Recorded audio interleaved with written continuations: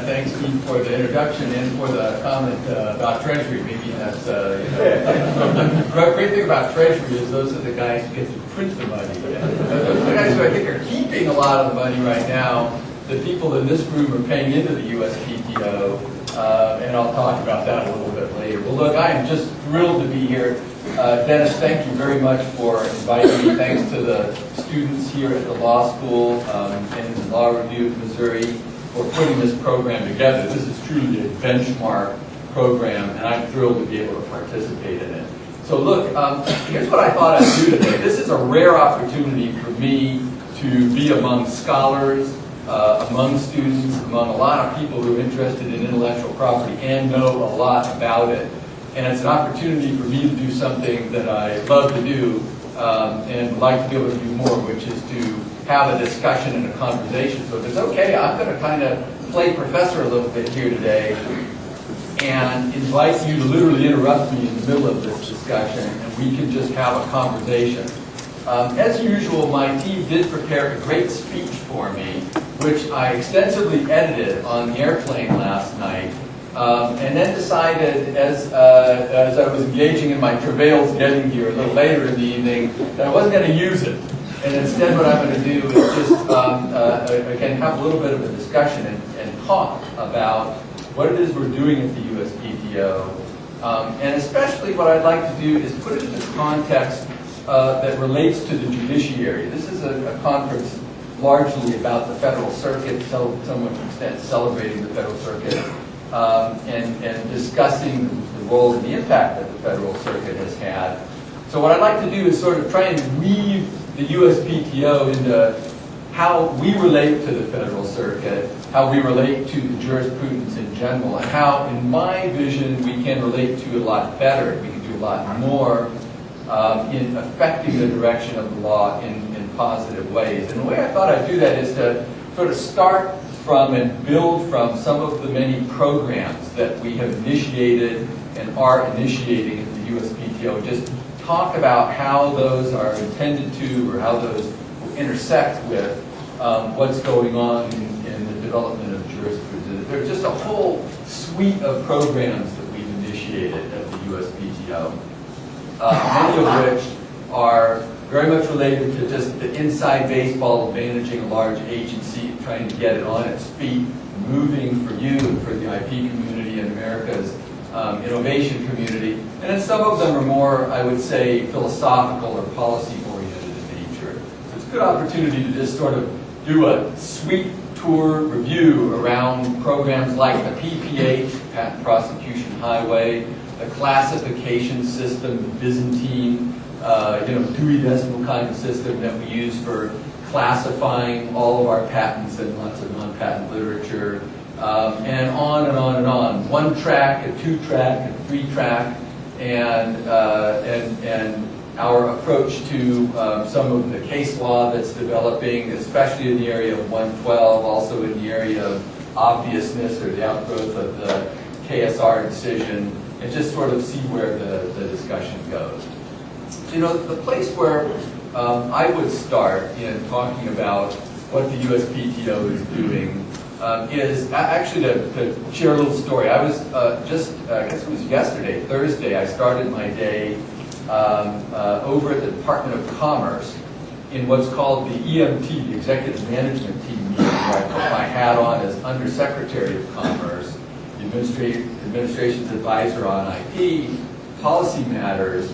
And I go to a meeting that's chaired by the Deputy Secretary of Commerce every 2 weeks. So this is in a very formal conference room in the Henry C. Hoover building, the second largest office building in the world, right there in D.C. across the street from the White House.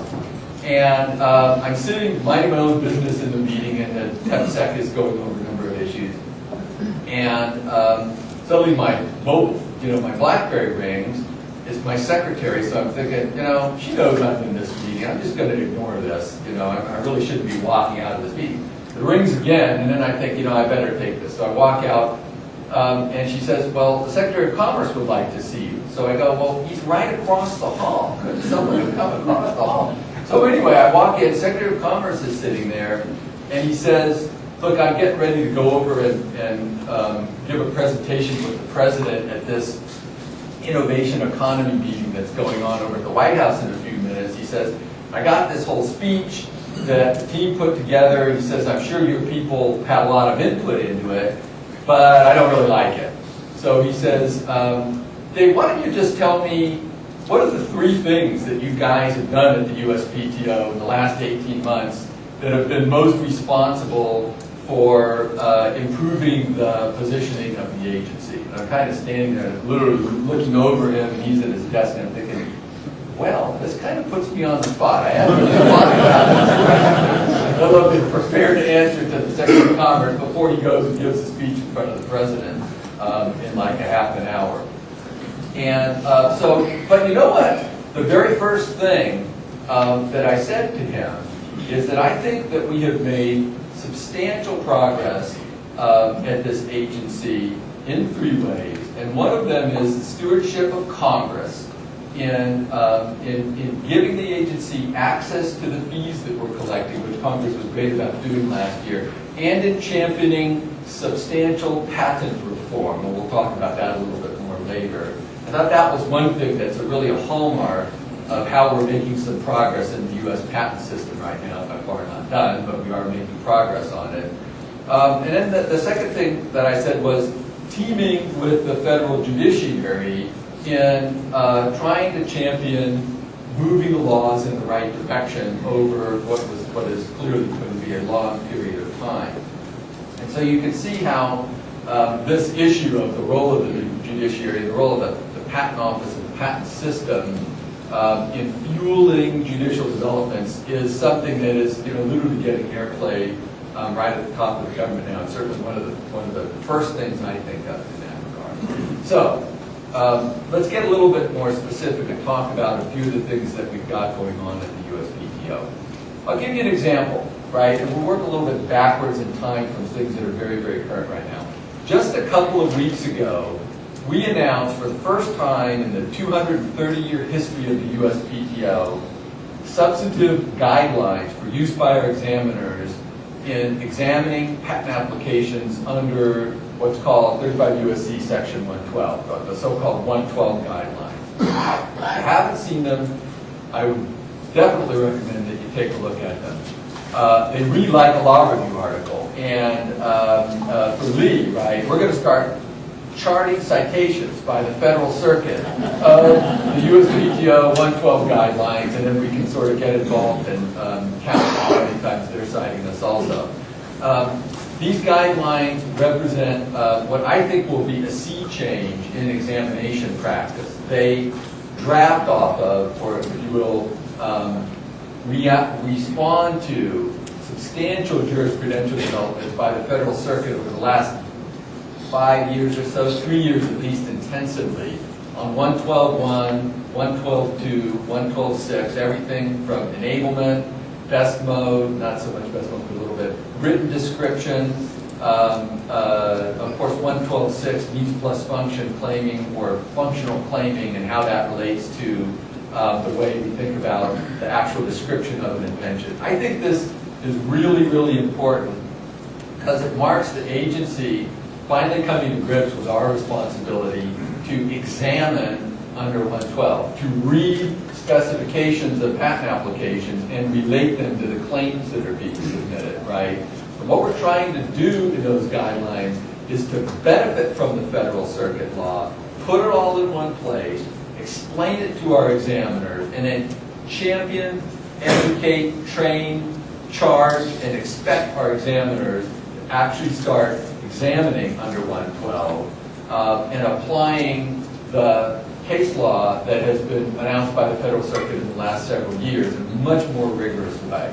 So this is the start of what to me is a major initiative that is aimed at drawing patent claims much more tightly into alignment with the specifications that they are intended to relate to in the first place. And getting what I refer to as the results obtained, the single means, the overly broad claims flushed out of the patent system over time and return to the balance that we need of claims that relate well, that are well enabled, that are not overbroad relative to their written description. I think it will have tremendous positive impacts over time on the system, right, by ensuring that we don't wind up with patents that wind up saying everything and nothing all at the same time, that we can have far more streamlined proceedings in patent claim interpretation, Markman hearings and the like in front of the Federal Circuit, because it will be clear up front why the claim was allowed in view of the specification. It will be clear what the examiner thought the terms meant. It will be clear how the terms were defined in the specification, and it will be clear what they don't mean, right? So a lot of work going on there. How is it we were able to do that work? Because the Federal Circuit stepped in and has done a great job of working on the law of Section 112. Now, if you read those guidelines, you'll also see that we are leaning out over our skis a little bit in those guidelines. You will see that we're actually trying to slightly press forward with the state of the law and slightly, I would say, join together concepts and articulate the meaning of Federal Circuit decisional law in a way that will advance the law ever so slightly. Now, of course, it's for the Federal Circuit to correct us. That's perfectly fine. They are our reviewing court. It's fine for them to do that. But leaning out a little bit is part of my vision and our philosophy at the USPTO now, that the agency should not just wait for the laws to develop organically, but we should be playing a role as the focal point, right, the first stop for so many issues in advancing important issues up more quickly, right, teeing things up, if you will, for the Federal Circuit, and giving them opportunities more rapidly with our thinking and guidance, for whatever it's worth, sometimes more than others, in order to help them help us advance the state of the law. So you will see that in those 112 guidelines. And you'll see that from the agency moving forward right now. Everything from Marcouche groupings and the refined law of Marcouche groupings and the problems that come up, and frankly some ways in which we haven't interpreted the law correctly, in my view, in the Marcouche area. We're working on opportunities, literally going all the way back into the examination court now, finding cases that are in examination that can be teed up and can enable us to advance what we think are the right propositions and developments of the law, moving those through prosecution to final rejection in this particular circumstance, to appeal, getting enough of those through the appeal process that a few of them will wind up in the Federal Circuit, so we can actually not have to wait for law to develop totally organically, if you will, through case law that is a result of parties litigating issues 5 to 10 to 15 years down the road, but instead advance issues to the Federal Circuit much more quickly. So that's the theory behind the 112. That's the theory behind the 112 guidelines. Advancing a little bit backwards from there, let's talk about our 3-track initiative, and especially the 1-track, track 1, that we recently put out. So just to update everyone, one of the things that I have always felt was frustrating about the USPTO, a long time before I worked there, was the fact that the agency had, since Thomas Jefferson was literally himself examining patent applications, had thought of itself as operating the world's largest FIFO buffer, right? First in, first out. Every patent application, no matter what its status or commercial significance, goes on the back of the FIFO queue, and it eventually works its way up to the front of the FIFO queue, and then it gets examined. And I don't know, maybe that worked back in the 1790s, but I really don't think it works anymore. In fact, you know, companies like FedEx discovered that the logistics industry enables you now to actually let your customers, to use that word broadly, themselves self-determine which work you do more quickly and which work you do more slowly. They simply pay a fee, right? And they are in a position to know which work, which package needs to get there tomorrow and which one could go in 3 or 5 days. And so we set out now nearly a year ago, to try and sort of do FedEx meets the USPTO in the 21st century, and for the first time provide a way to split that FIFO queue up into a three-part queue, if you will, 3 tracks, right? Where the first track is for those applicants to self-select those applications that they want to move really quickly through the system, and we should be able to do that. The third track is for applicants to self-select those applications that they really don't want to move very fast, and believe it or not, there are a lot of applicants who are in that category. In fact, the testament to how many applicants are in that category is a little treaty known as the Patent Cooperation Treaty, the PCT. Think about it, right? The PCT presents you with an opportunity to spend a lot more money than you otherwise need to spend to get a patent, right? And undertake a process of examination that's even more complicated and Byzantine than the process that we run through the U.S. processing at the USPTO. But a lot of people do it anyway. In fact, the USPTO is the world, by far, the world's largest receiving office for PCT applications. Why do you think people elect to spend more money to go through a more complicated process? Of course, the reason, delay. They're buying delay. The PCT is a way to get a 30-month hiatus on the Patent Office doing anything with your application. So what we want to do is to enable Americans, or anyone really, to use a 30-month delay through track 3 without having to necessarily go through the PCT, unless you want to go through the PCT. We love the PCT. We process plenty of PCT applications, but we certainly don't want to force anyone into going in any particular route. So track 3 is a way to, if you will, get delay without having to pay for it, right? In fact, it's less expensive. And then track 2 is everything in between its status quo. So, how does this relate to developments in the jurisprudence? So, we took a lot of input. We went through the start of the rulemaking process. Lots of controversy about track 3. And we can talk about that if you want. We're getting ready to come out with really nice, gadgety kind of new version of track 3 that sort of answers every issue. What about if there's an application in track 3, is it going to be published? Well, okay, so we're going to require 100% publication. Well, what about if it publishes after 18 months and then someone wants to get it put into examination immediately so that it's not an overhang on the marketplace? Okay, we can do that too. We'll enable any third party to pay a fee and jump a track 3 application over into track 2 and get it examined immediately.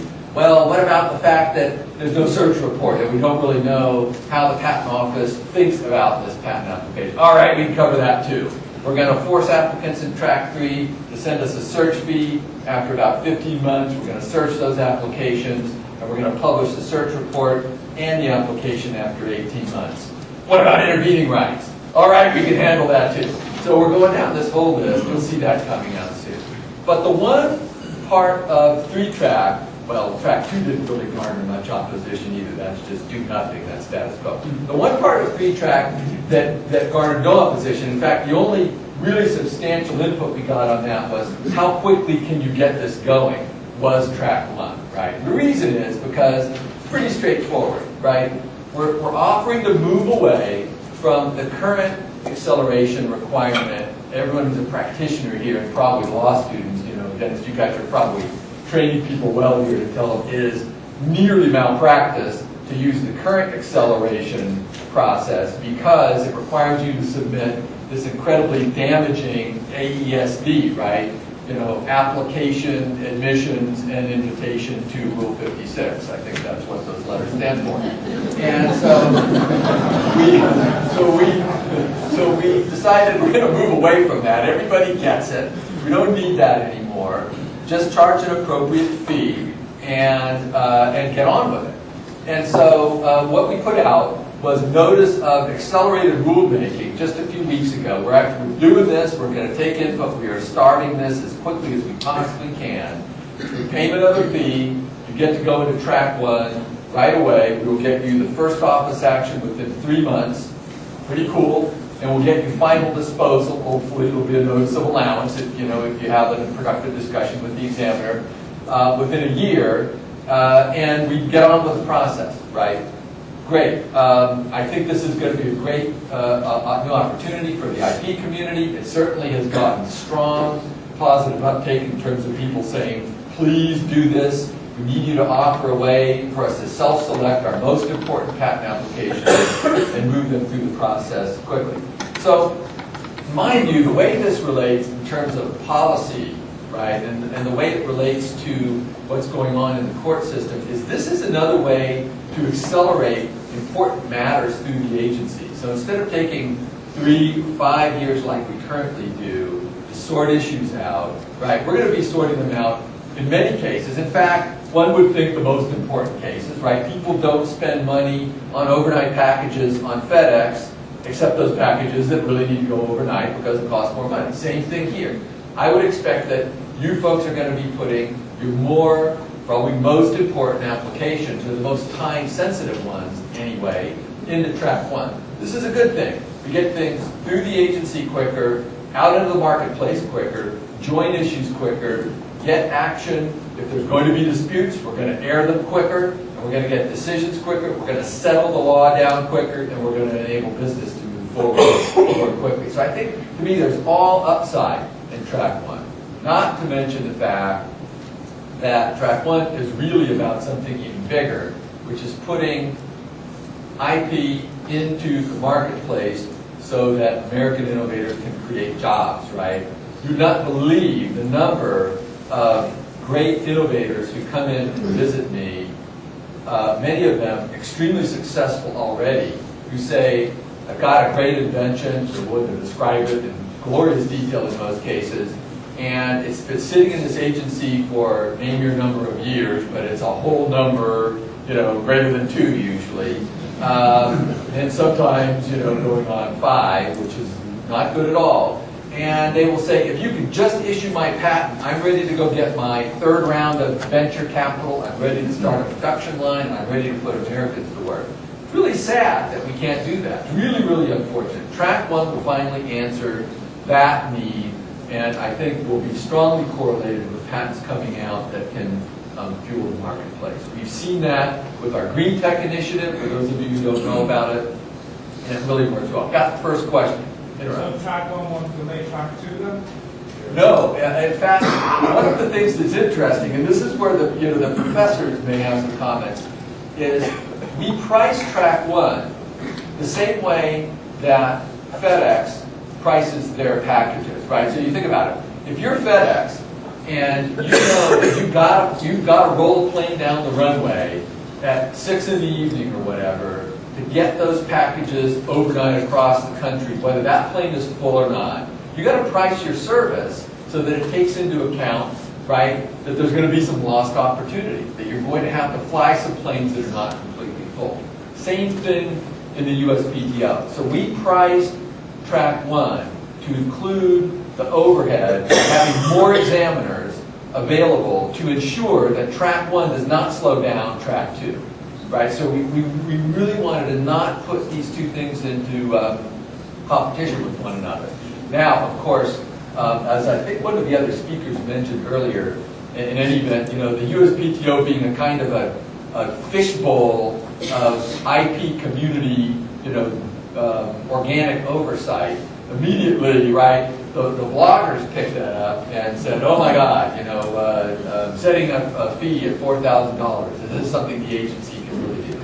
Well, I believe it's entirely appropriate, and it is simply reflecting the full cost of conducting our services, the same way that FedEx fully prices an overnight package to account for the fact that not all of their planes can fly full. So we are trying to avoid putting track 1 into conflict with track 2. More questions? Okay, sir?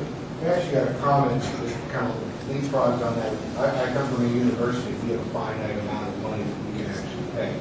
So we'll never really be able to do that track 2. But I also came from industry, and I know that industry has a lot of capital that they can put in, so I can foresee industry making a lot of their things track 1. And we're already knowing that I believe that the patent office is overloaded because they're getting so much. That is going to really attract new people. The industry is going to get the fairest or the quickest response. And we're seeing responses here 3 to 5 years before we get any offers back. So some I'm not sure how your overhead scenario is working. You plan on hiring more people once this track one starts being attacked? Yeah. So let me sort of comprehensively answer that question. This is a great question. Actually, one of the key reasons that we put track one into place, I mentioned the small business coming in, and that is one of the reasons that we decided to go forward with track one right away. The other reason was the university community, which has told me in many visits I've made to great universities across the country, we really need to get some patents through your agency more quickly. So, kind of expensive, $4,000 per application, right? We have pledged, and we've already gone to Congress and started this discussion, that if the USPTO gets the ability to set our fees, which is part of the patent reform legislation, and we've gone to Congress and said, and even if we don't get the authority, Congress, we'd like you to please pass legislation to do this for us, we would like to give the same 50% discount to the universities and others that claim small entity status for track one that we give for other fees that we charge. So we're on it, and we're working on getting you guys a 50% discount, making track one much, much more affordable. I think that will help a lot.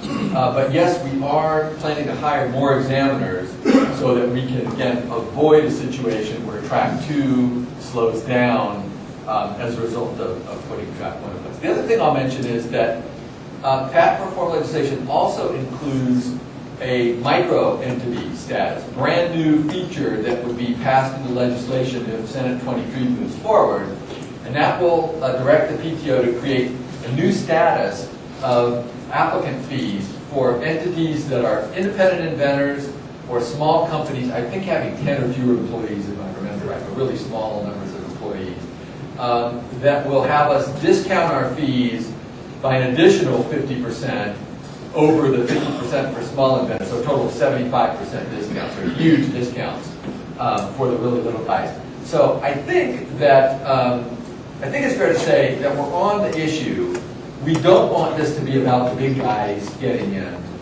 We're sensitive and have had discussions about actually putting a cap, a limit on the number of track ones that any party can request, which would be a way of capping big guys out and letting the universities go through. We're going to watch very closely as we start an implementation, and if it appears that track one is being overwhelmed in any way by big guys, we are amenable to putting caps on it, but we just need to get a little bit. So a great question. I am concerned like you are. This track one is about enabling great inventions to move through the system quickly, whether they're from whoever they're from, but we especially want to be responsive to universities. Is there a question?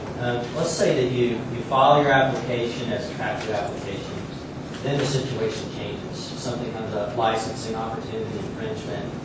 You think, I should have filed this as a track two. Do you contemplate some provision for changing after filing the status of the application? Absolutely. So this is one of the things I love about the whole the IP world. And the amount, the gadgets, right, and the need to be able to accommodate all of these scenarios. So that question has come up. We absolutely have in mind that if you're in track three, and this is what I call the hurry up and wait syndrome, except the opposite, right? I hear this a lot from applicants who say, we really want you to go slow on our applications until we want you to go fast on our applications. So got the message, right? So we contemplate that if you're in track three and you decide you want to jump to track one, send us a check and we'll get you your first office action in 3 months. If you're in track two and you want to jump to track one, perfectly fine. We also contemplate that you can jump from track one down to other tracks also. Not sure about sending money back if that is.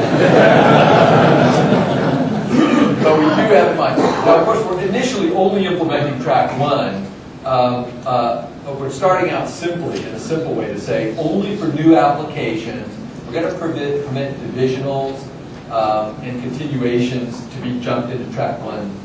But we're not going to permit just existing previously filed applications. We'll try to expand it out later. But it's the kind of thing I've learned that in the government, you really do need to walk before you run on things. And so I wanted to start we want to start with a program that we were sure we could implement it and then work up over time. Okay, Mark, one last question and we'll move on. Well, so I want to ask about the opposite side of the track 3 delay issue. I think you mentioned kind of tantalizingly, intervening rights, we can solve that too.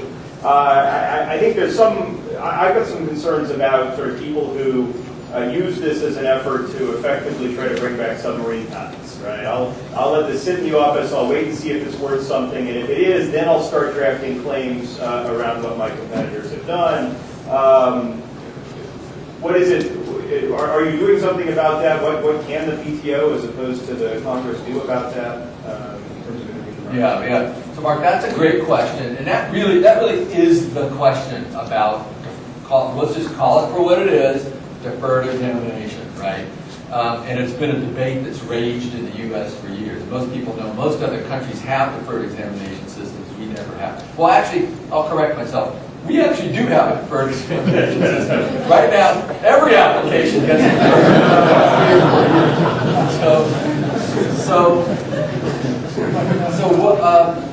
I am very sensitive, and we are very sensitive to this issue. It especially affects my former industry, information technology, where submarine patents were such a problem. And we heard loud and clear from the IP community on that when we first put out the notice for comments on track 3.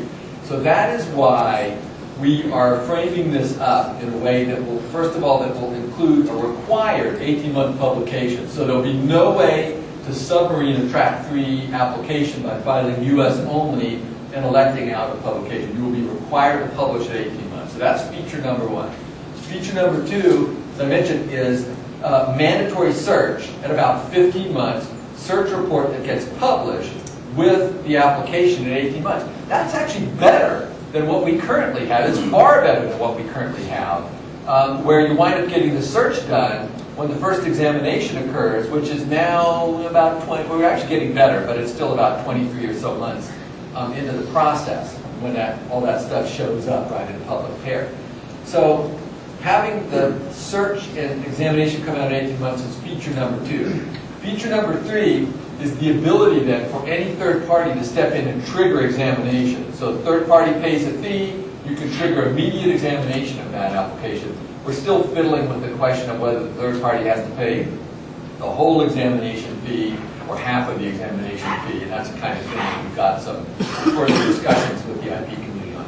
And then, Mark, the fourth component is this intervening rights component. To say that, in the case where someone elects to go all the way out to 30 months, that a third party that's got a previous use will be subject to intervening rights. Well, no, we already administer intervening rights, right, in the reissue area, broadening reissue. So it's not unknown to the U.S. system, and it's not undoable. In fact, it's quite doable. The question that comes up is, how does the U.S. PTO enforce an intervening rights system? Well, so I'm going to be interested in discussion on this, but the approach that we're taking now is a little bit like the famous line from the Blazing Saddles movie, badges, we don't need no stinking badges, right?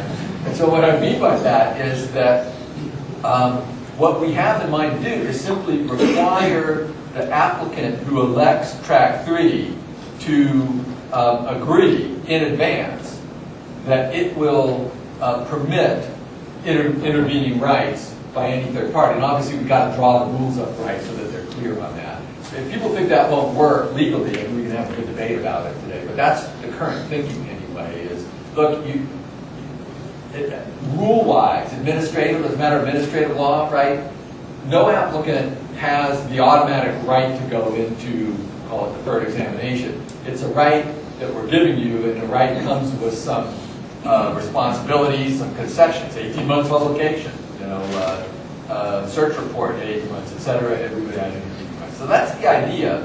The other thing that I would mention is, my thought is that we would implement this as a kind of a maybe 3-year program, and then either sunset it or at least require more input from the public before deciding whether to go forward with it any further. And the thought behind that is that, since, as I said, we already have a deferred examination system, we would be no better off in the next several years with this more thoughtful system, more complete system, and then we can revisit it as we hopefully bring pendency times down, and we can decide whether if we do get to our target pendency rates of 10 months to first action and 20 months to final action, then we can take another thoughtful look with the IP community and decide, do we really still want to keep doing this, or does it make sense to just have track 1 and 2? The last comment I'll make on that is that I anticipate there'll be another advantage that's on the flip side of the submarining issue, which if our experience is anything like the experiences in other countries, Europe, Asia, even Canada, that we will see a fair percentage of dropout in track 3. In other words, we'll see filings like we currently get in our provisional filing program. There's a very high rate of dropout, provisionals that never get converted to non-provisionals. Perfectly okay, that's what the system is for. I anticipate that we'll see perhaps 15%, I would say anyway, between 10 and 30% dropout rate of applications that are put into track 3. And then by charging a low fee up front, like a few $100s, and then a search fee, $750, something like that, at search time, and then an examination fee at examination time, I expect we'll see a fair amount of dropout. The experience in other countries, even when they charge lower fees, is that the presence of a fee, which forces many of you in this room as attorneys to call your client or send a letter that says, I'm going to have to do some work now and I'm going to have to bill you, causes your client to take a close look at the application and say, maybe I don't want to go forward with this anymore. I got better ways to spend my money. So I think that there's actually a lot of upside in track 3. Anyway, we heard the IP community, and we will be putting something out on that soon. So I want to go on, though, before time runs too much, and just talk about a few of the other things that we're working on and sort of how they relate to the bigger picture, including jurisprudential developments. One of them that is sort of lesser discussed and lesser appreciated is our work on the classification system. So for those who don't study this stuff in excruciating enough detail, so the U.S., of course, has our own venerable classification system called the USPC. It was created, like 150 years ago, the granddaddy or grandmother, if you will, of all classification systems. And it's like the Dewey Decimal, and it turns out it has a tremendous operational impact on the agency and a tremendous impact on you. It is the classification system that is the first thing that's applied to every new application that comes into the agency. You ever wonder, for instance, how it is that when you file an application, it gets to that particular examiner? We now have over 7,000 examiners. How does that happen?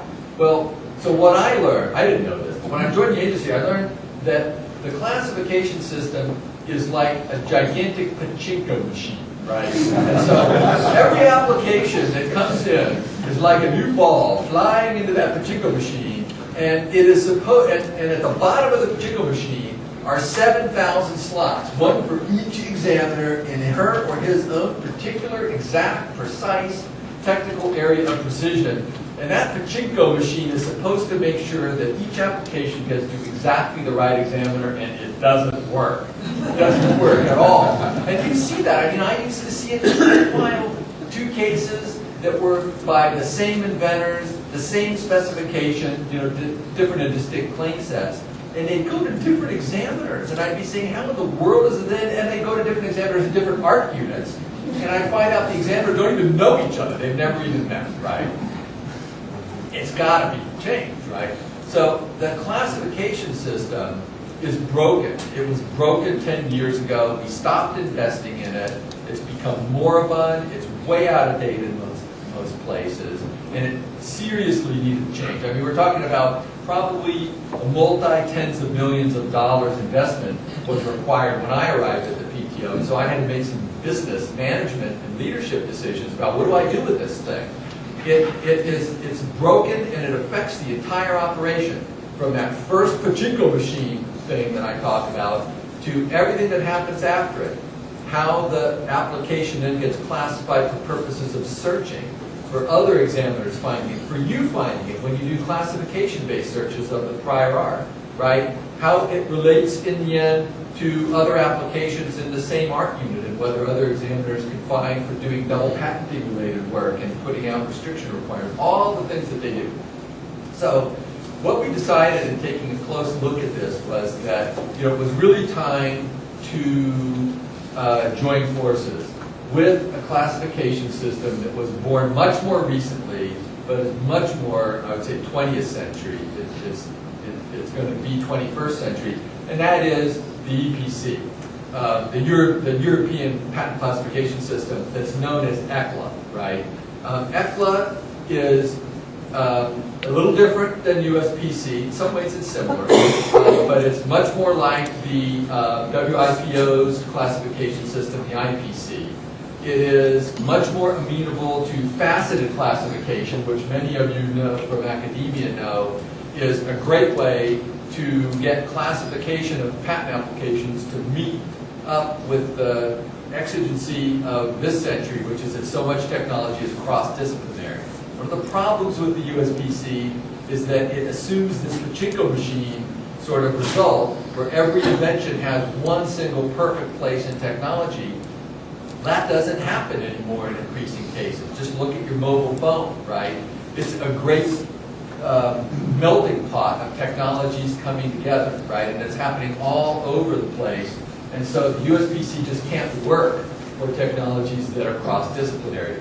The ECLA system works much better for that. So we joined forces with the EPO, cats and dogs living together, right? And called them up and said, why don't we get together and do a deal here, and we will work with you to merge USPC into ECLA, and we will move the ECLA nomenclature to the WIPO, International Patent Classification System, and we will have the world's definitive 21st century patent classification infrastructure. And oh, by the way, it benefits from the fact that all this time while the U.S. Patent Office was not investing in our classification system, the Europeans were doing quite a good job. They were investing in theirs. They were keeping it classified. I mean, right, you ever notice why or how some art areas, like particularly in IT and some other areas, will grow and grow and grow and grow, and over time they become completely unwieldy. You can't search on them. There are tens of thousands of patents in there, and they become useless. Well, that's reality, right? That's the fact that technology marches on, and patent classification systems have to continually be reborn and reclassified in order to keep up. We stopped doing that. The Europeans kept doing it, so they got a great system. And oh, by the way, all this time, they've been investing in classifying U.S. patents and applications into ECLA. So our applications and patents are already ECLA classified. So it's a great deal for the U.S. So anyway, we got with the EPO, we did this deal, we're moving forward on it. We had a team in Den Haag for a whole week in January. We have a team from the EPO over to the U.S. in March. We're moving forward. Now, how does this relate, right? This, well, maybe this is, I think it's a great idea because right now the classification system has serious problems. Do you see this, are you going to also, is it also in the plan to kind of restructure the technology center and ARC unit level based on the new classification system? And so that's a question, and there's also maybe a comment. It seems like this new structure has been set up to facilitate international cooperation on examination at the patent examiner level, because our patent examiners can tell right, exactly this. They can see what technology they're working on, and it will be defined the exact same way in Europe and perhaps in other countries as well. And so those individuals at that level may end up getting to know each other, both personally and professionally, which will facilitate some kind of cooperation. And I wonder if that's part of the plan, or is that or not that? That's exactly right, Dennis. So, extremely insightful comment. That's the sort of, if you peel several layers of the onion away, that's what you get to. Getting over to a common global classification system opens up doors of collaboration that are currently closed to us, including examiners working together in real time, even jointly examining patent applications together across boundaries. The technology will enable us to do that, It's currently only our own, right, lack of speaking the same language, if you will, classification codes in this sense, that prevents us. Being on the same classification system will enable for the first time the examiner who's examining in, 364.810 to know precisely who her or his counterpart is in Europe, in the EPO, in the UK Patent Office, in the Canadian Patent Office, in the JPO, in KIPO, in SIPO, and be able to actually then get in contact, trade information, trade prior art, opens up all kinds of collaborative. So there's tremendous upside in terms of harmonization, which was the last point I was going to get to in a minute here. And then on your other question, Dennis, again, very, very precise point. You could run the USPTO, yes, some reassignment is going to be needed, and some reorganization as we get into this is going to be required as we see how things, sort of reset themselves when we implement this new system. It will definitely have impacts across the agency, and that's one of the things that we kind of work our way through as we implement. But also, the comment is, is deep for another reason. It gives you an insight into how challenging it is to change things like the classification system. So you're not just changing the classification system, you've got to go change the management system. And so you affect lots of very heavily ingrained parts of the culture and management of the USPTO when you work on something like that. So anyway, this whole classification project is tremendous fun, moving along well, and I think it will have really positive implications. I wanted to bring it up a couple levels, though, to say that in addition to the points that Dennis made, the principle, right, behind moving to a single classification system is at the end of the day, this is what leads to higher patent quality. This is what enables us in the USPTO to be able to very precisely identify the best prior art for every application and to use what's being done in all the other patent offices that are using the same system around the world, and to be able to bring that to our disposal as we examine applications. So you see, all of these problems about patents that issue without having access to the best prior art, and all the issues that flow from them. If we can stem that tide, we can instead ensure that our examiners have access to all the best prior art. And the classification system is disproportionately behind that. The classification system is either extraordinarily facilitated to examiners finding the best art, or it can be extraordinarily hampering to them finding the best art. Obviously, we're in the second category now. We want to move to the first category. And that unlocks getting the right prior art in front of the examiner, which means that you've got a different way of looking at cases like I4I. You've got a whole different dynamic with respect to international work sharing. You've got a very different dynamic in Markman hearings and in re-examinations in front of the agency. All the things that the Federal Circuit has to do to look at all of those cases where there's some piece of art that somehow we should have been able to find, but we didn't find. Right? It winds up coming down to simply doing a good search, which unbelievably winds up coming down to having a 21st century classification system. So these things, you tease the thread through and you find that they relate up and down the line. Last thing I wanted to mention before we really sort of have a discussion here is a fairly substantial project that we're getting ready to kick off here next week, actually. And that is, we are going to, for the first time in about a decade, frontally attack the subject of substantive harmonization of the world's patent laws, okay? We're taking advantage of the fact that the U.S. becomes the secretariat of APEC, the Asia-Pacific Economic Cooperation, which is an ongoing, I think it's been around 30 years or something like that, forum that meets in Washington, D.C. at the beginning of March. I think the meeting's actually maybe have already started, or start next week, and goes on through March.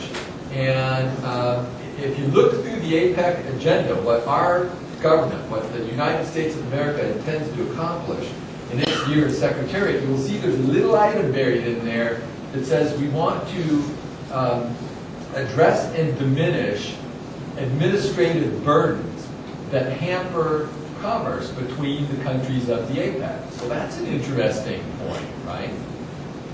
What better way to reduce administrative burdens than to get our act together with the patent laws of the countries of APEC, and in fact the whole world, and get them talking to each other, the same way we're doing with our classification system. So we started working late last year and putting together a conference on the margins of APEC. We have 40-odd other countries coming in, you know, my counterparts and that kind of thing. And we're going to start talking about something that's become taboo, actually, in recent years. If any of you are familiar with what goes on in Geneva and the WIPO norm-setting processes, we used to think that WIPO was the place that you went to try and harmonize the world's patent laws. Well, that whole process in the last decade ground to a complete halt, to the point where you couldn't even use the word harmonization without people giving you very strange looks. And so we are not only using that word now proudly, but we are actually convening, and we're going to talk about getting the world's patent laws together, grace period, first inventor to file, 18-month publication, the Hilmer Doctrine, self-collision, list goes on and on. We're even going to talk about third-party submissions of prior art, which I want to get to in just a minute. So this is big-ticket stuff. This is the U.S. Reasserting leadership in helping to develop and demonstrating stewardship in helping to develop an intellectual property system for the world that makes it possible for American business to do commerce on a global basis, right? You guys, the companies that you represent, have long since gone global, right? You have supply chains that are global, you have product markets that are global, you have staffs that are global, or you want to be those things if you're not yet. You use the internet, it's all global. The only thing that's not global is the world's patent system. Copyright system, pretty much they've cracked that nut. Trademark system, in some ways they have. Certainly the area of domain names is very global in nature. Patent system is not at all global in nature. So we are going after that problem. Multi-year process. It starts in Alexandria, Virginia next week. So stay tuned to that. It'll be very, very interesting. Now, but how does that relate, once again, to jurisprudence?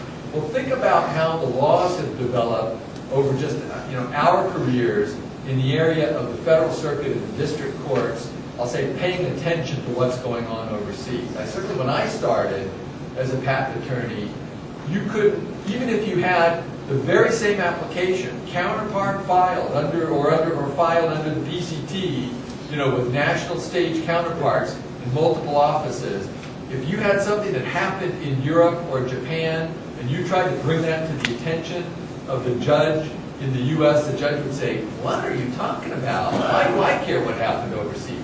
Well, that has all changed, right? And you see a steady stream of decisions that have come out of the federal circuit and the district courts that are putting various levels, they're grappling with this issue. They're putting various levels of creeds, dare I say even a little bit of deference at times, to the court determinations in other jurisdictions and even to the patent office determinations in other jurisdictions. They're asking the question, so why did that examiner in the EPO cite that piece of prior art and reject that claim, and the applicant then went and modified that claim in the EPO but didn't modify it in the USPTO? What does that mean? Right? It's the same basic invention with the same applicants identified, the same inventors identified. Really, really interesting stuff. If we can get our act together on harmonizing the world's patent laws, think of how we can advance the jurisprudence and unlock doors for the federal circuit and the district courts in the U.S. to be able to look to what's going on overseas, and the overseas courts to be able to look at what's going on in the U.S. as they make their decisions. Complete sea change can come about we can get our act together and make what is currently these completely unorganized sets of patent laws start looking a lot more like one another. So I think there's a lot of traction available over there. I'm very much looking forward to that. And it fits right in with drawing these threads out in places. So look, we're going to get short on time here. The one other thing that I wanted to mention was the legislation. Okay, I can't right now stand in front of any group without talking about patent reform. So, I think you heard a little bit about it before. Senate 23 going to the floor next Monday. Very important piece of legislation. In my view and in the view of the administration, this is landmark patent reform legislation. Biggest thing to happen to our patent system in most of our lifetimes in this room. Certainly a huge step forward in harmonization, setting the platform for those discussions I was talking about a minute ago. So you see how this stuff fits together strategically. But also, in my view, turning the U.S. to the gold standard of patent systems, right? Moving to a first inventor file system, which I think is very positive for independent inventors, small inventors, universities, and the bigger guys too. Certainly good for the agency and for our government. Sorting out the need for the USPTO, this is a little self-serving obviously, but sorting out the need for the USPTO to finally have the ability to set our fees in a way that is somehow rationally related to the cost of performing the services. If you haven't heard this, I'll mention.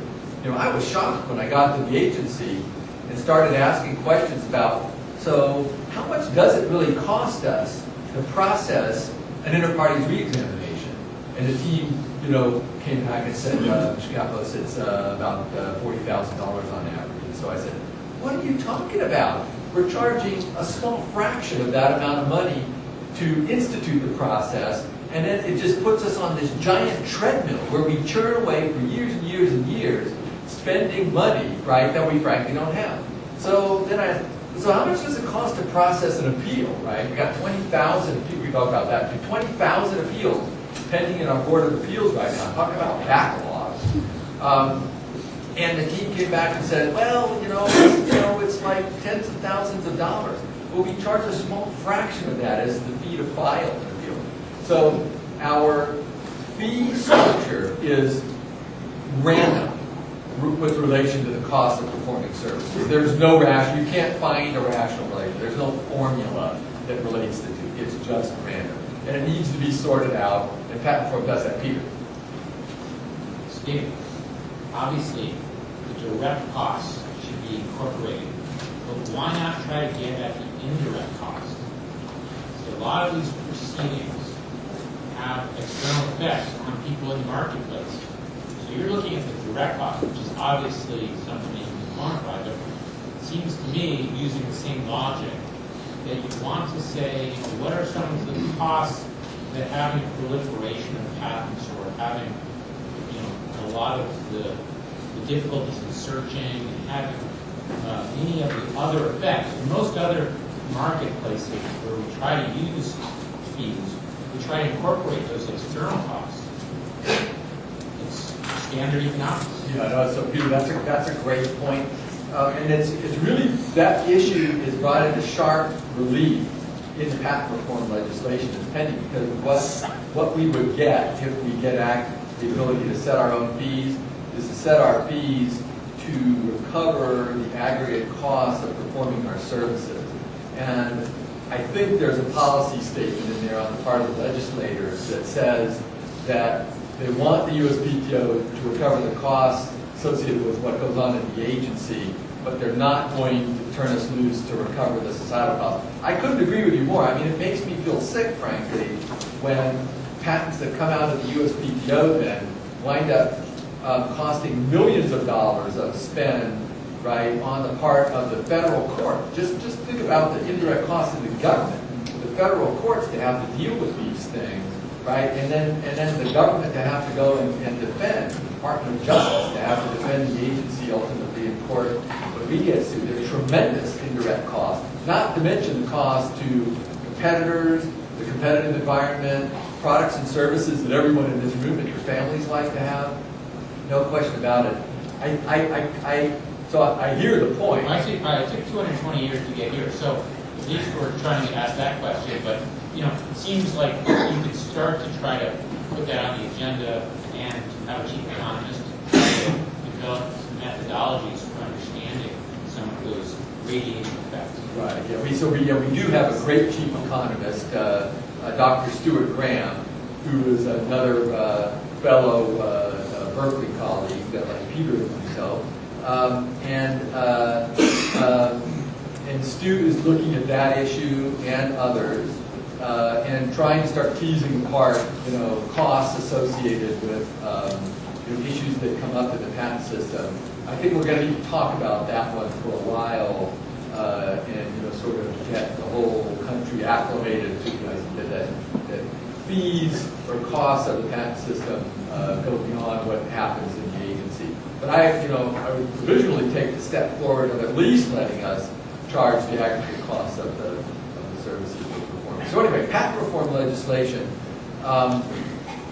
really important set of steps forward. In addition to what affects the agency, it would be a big step forward in terms of post-grant processes and putting in place the tools for us to deal with the fact that frankly, not every baby that comes out of the USPTO is as pretty as every other baby, right? The reality is that if you're going to operate a patent system, the patent office in a production environment in which people have a limited amount of time, and we try and charge reasonable fees, some mistakes are going to get made, right? We're going to process somewhere around 560 balance disposals this year.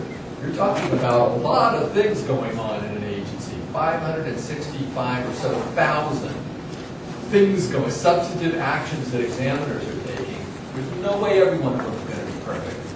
To have a great patent system, you've got to have a great post-grant challenge system. We currently got ex parte re-exam, inter partes re-exam. The patent reform legislation beefs up inter partes re-exam, moves it over to our board, put some new checks and balances in place, and it also adds a new post-grant review. Very, very positive. We'll create, if you take the suite of those set of processes, a really world-class system that enables manufacturers, right, U.S. manufacturing, putting products and services in the marketplace. That's really important too. Enables manufacturers to have a way to ask good questions about patents that we've issued, give the USPTO an opportunity to go in and take a second look.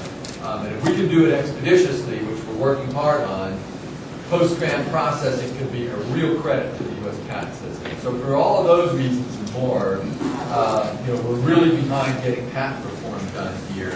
Trying to champion the Senate process, recognizing also that we want to help the House do some work that they need to do to get this legislation to be as close to perfect as it can be and get it out the door. The last thing that I wanted to mention, and that relates to jurisprudence in ways that are, as the professors would say, too obvious to mention. So the other thing, and the last thing that I wanted to mention before I stop, is a few things that relate particularly to students and to our workforce. And that is the approach that we're taking. This doesn't per se relate to the judiciary, but the approach that we're taking to moving our workforce into the 21st century. So probably a lot of people know we've announced opening our first ever satellite office. It took us 235 years to open a satellite office, but we got there, and we chose Detroit as the first office, and I'm very, very happy about that decision. And it probably won't be the last office, it's just the first one. There are other great cities and places in the U.S., and I'm hearing from senators and many of them.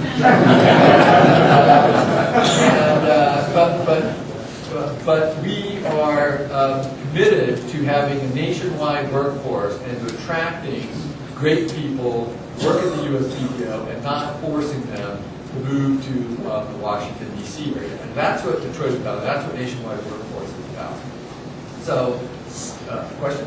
One of the issues that's come up for me personally is that having first of all, complimenting you on the Detroit, allowing that to occur. But the number of examiners who've been telling they don't need to come in at bi-week anymore, so now you want to do an in-person interview because over the telephone it's submit the amendment and I'll consider it, but things happen when it's in person. And now examiners aren't coming in, and so it poses an issue. And in the one case, I have an examiner who's in Detroit and said, I don't even know if I can see you or not in Detroit because I'm not sure if my office constitutes the patent office according to the rules or what needs to happen. What we're doing in this particular case is I'm with the examiner supervisor in his office, and he's going to video teleconference to where the junior examiner is at. But obviously that's not going to be a workable situation in every case, and I'm wondering how you plan to handle that in the future. Yeah, that's a great question, and it's a big question. It's a question that goes way beyond Detroit, right? Because we have examiners now in over 40 states. There are examiners in St. Louis. There are already examiners in Detroit. There are examiners in California. We had someone in Hawaii, but that person retired. San Diego, I mean, all over the country. And of course, we want to champion people living where they want and having successful and productive careers in the USPTO. So somehow you have to sort this out. Now, with respect to Detroit, we're including conference space there that will enable even examiners who are hoteling, like this particular person, may or may not decide that he or she wants to have an office at our facility in Detroit. And it's perfectly okay if they don't. They're hoteling now, they can keep hoteling, it's okay. We're going to provide conference room space, which is what examiners typically use for interviews anyway, even at the USPTO. Conference room space at the Detroit facility, so that that examiner, even if they don't have an office in Detroit, can go into the office and have an in-person interview if you want to do that.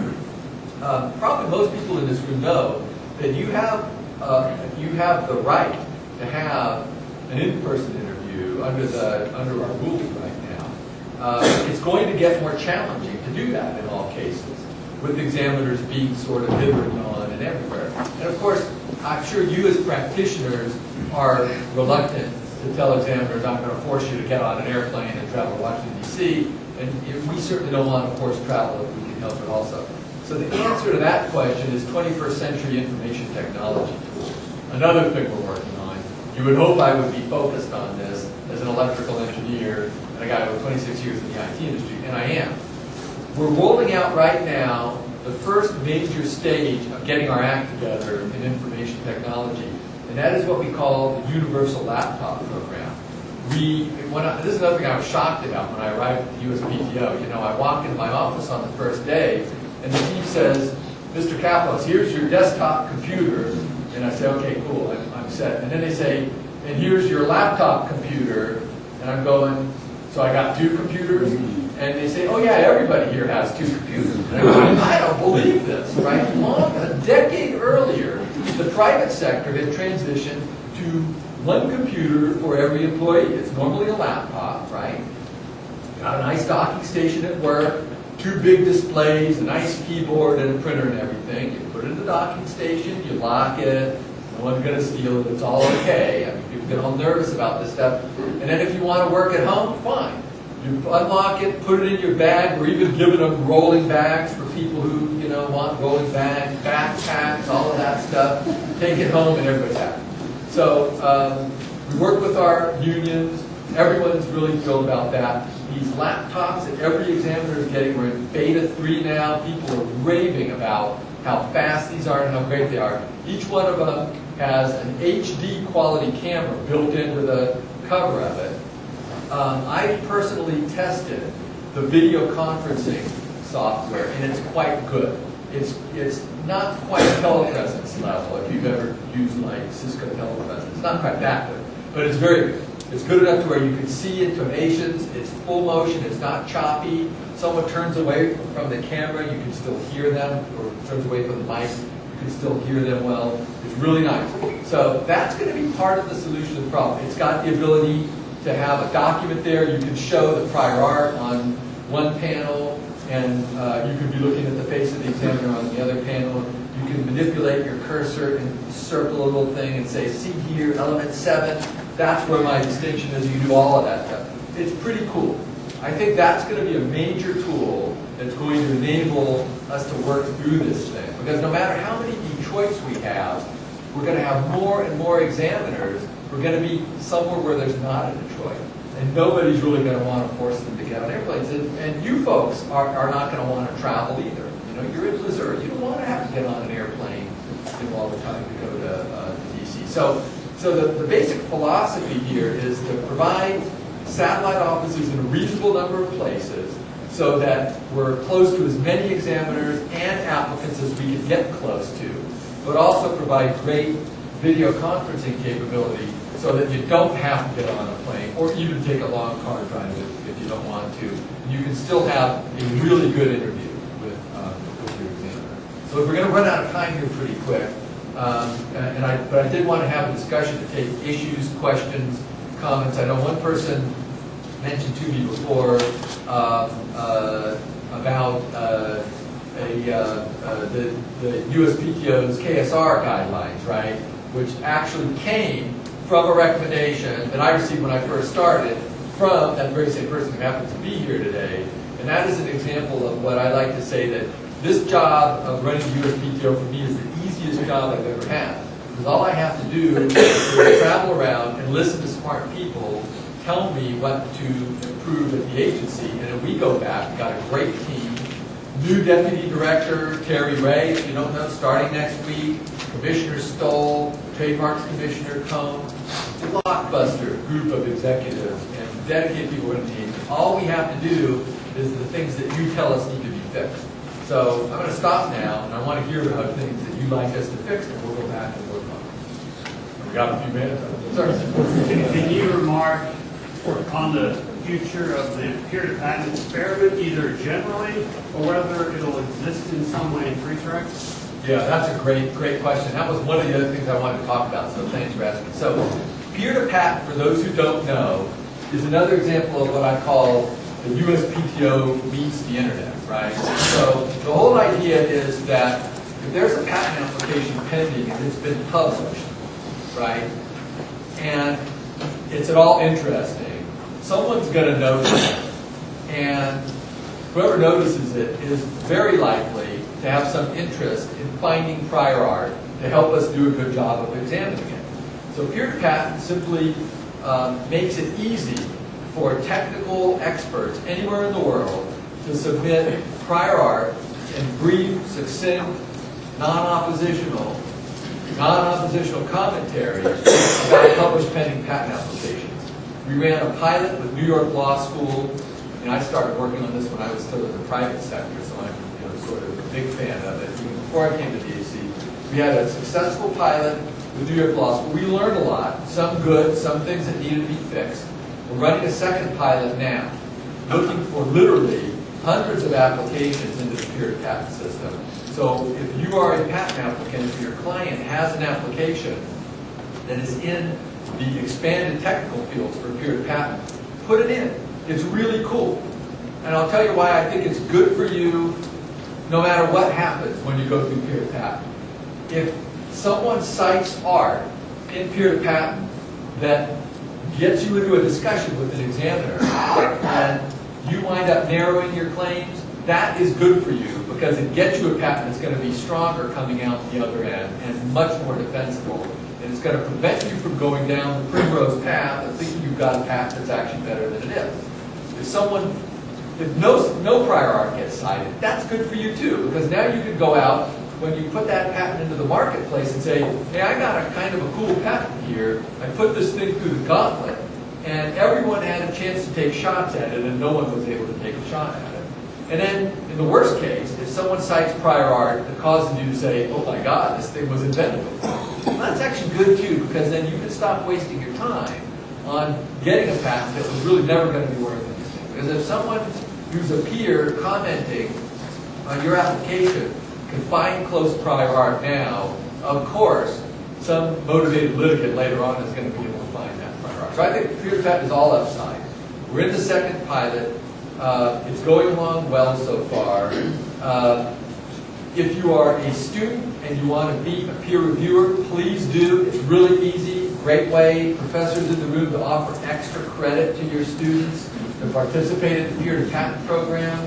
A number of law schools have done that. and it's a way for students to really kind of get into the patent system and to have an impact on specific published pending applications. If you're an applicant, you need more applications in it. It's been a really positive program. We've got much more to learn. I'll mention one other thing that came from a professor actually who had this idea.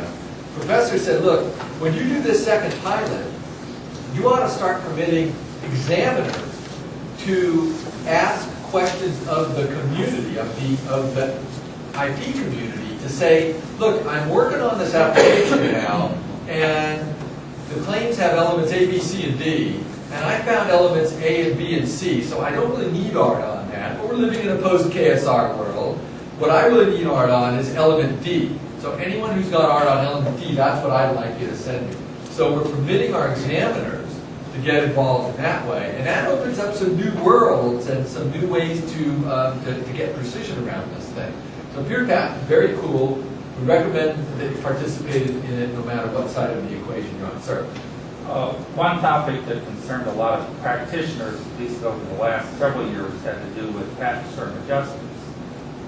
And over 200 cases were filed against the director of the patent office. There were probably 125 of them. But then in fiscal year 2010, there were 27,000 petitions relating to patent term adjustments and extensions. So it's one of my favorite topics to try to decipher and understand, because the statutes and the regulations are so confused. My question relates more to, have the issues now settled down in the patent office, and how do you think some of the issues that are now playing out in the courts might be? Yeah, so that's a great question to help patent term adjustments. By the way, I get sued a lot nowadays, and I get sued a lot on patent term adjustments. In fact, we are getting ready to come out with some new rules. I literally was reviewing them on the airplane last night and told the team, good, looks good, go forward. On some issues that are coming up with patent term adjustment that we found, post the litigation that caused us to make some changes in it. There are a number of situations involving appeals where examiners withdraw appeals, where we're going to change the way we're handling patent term adjustment. There are some other changes we're going to make coming off of some other litigation to be what I think is more fair about the way we handle patent term adjustment.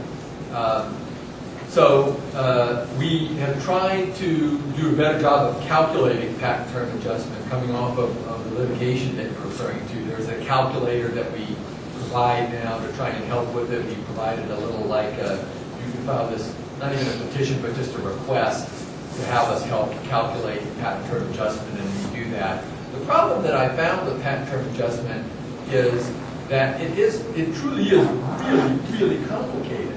And while like 99%, well 95% of cases are simple enough that we can handle it, like with a formula, it turns out that there are a fair number of cases, a reasonable fraction of cases, that there's no way we can handle patent term adjustment with any formula. There literally are imponderables that we sometimes don't even know patent issues that are determined later on that will affect the final term of the patent. And so as we go through this, we're going to have to further refine the way we think about PTA. But that's an issue where what I would appreciate is look at these new rules that we're going to come out with. We're going to be trying to help in this regard. And these are rules we're going to announce immediate implementation, and we're going to take comments on them. So we can refine them, and we will refine them. Put in comments. Let us know what we're still missing. And over time, we'll gradually improve our handling of patent term adjustment, to be fair both to patentees and to the public, right, on getting that number right. So thank you for the question. It looks like Dennis. Yeah, we're gonna stop here. Thank you so much.